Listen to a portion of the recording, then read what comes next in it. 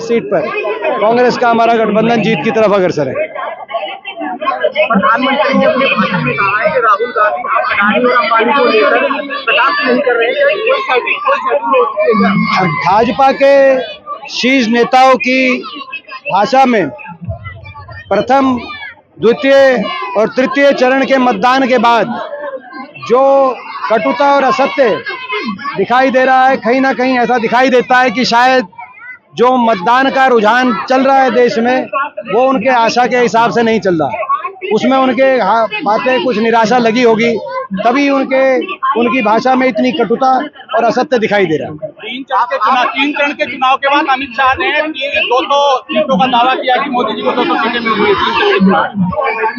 वो तो दावा कुछ भी कर सकते हैं। मैं समझता हूँ दावे पे अब कुछ नहीं होगा।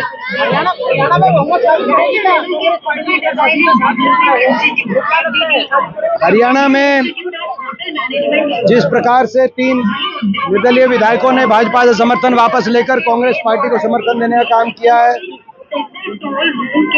मौजूदा भाजपा सरकार हरियाणा की अल्पमत में आ गई है। आपको याद होगा, इन्होंने 48 विधायकों की लेटर गवर्नर को दी थी। उनमें ये 3 विधायक भी थे और 2 इनके विधायकों ने इस्तीफा दे दिया है, रंजीत चौटाला और मनोहर लाल जी, क्योंकि वो चुनाव लड़ रहे हैं। ऐसे में अल्पमत की सरकार है। अल्पमत की सरकार को कोई नैतिक अधिकार नहीं है। ये सरकार तुरंत इस्तीफा दे नैतिकता के आधार पर, और यदि इस्तीफा नहीं देती तो राज्यपाल महोदय को मामले का संज्ञान लेते हुए हरियाणा में राष्ट्रपति शासन लगाकर निष्पक्षता से चुनाव कराना चाहिए, हमारी मांग है।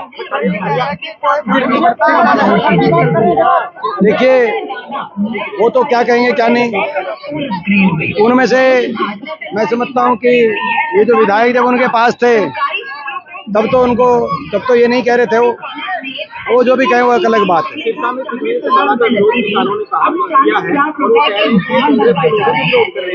उनकी पार्टी खत्म हो चुकी है, जनाधार समाप्त, ज्यादा कुछ बचा नहीं है। जनाधार ज्यादा कुछ उनका बचा नहीं है।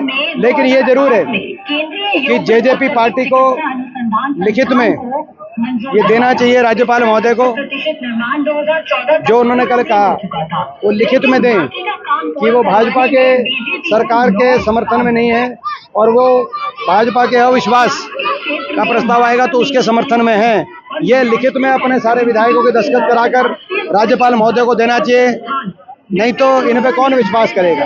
इन्होंने तो ये तो विश्वासघाती पार्टी के नाम से ये प्रख्यात हो गए पूरे देश में। हर बात पे लेकर इन्होंने लोगों का विश्वास रखा नहीं, तो इसीलिए अब ये जो कह रहे हैं इसको सिद्ध करने के लिए राज्यपाल महोदय को लिखित में दें कि हम अगर कांग्रेस अविश्वास प्रस्ताव ला रही है उसके पक्ष में है, और सारे विधायकों के दस्तखत कराएं और राज्यपाल महोदय के पास अपनी चिट्ठी भेजें और सार्वजनिक करें मीडिया में।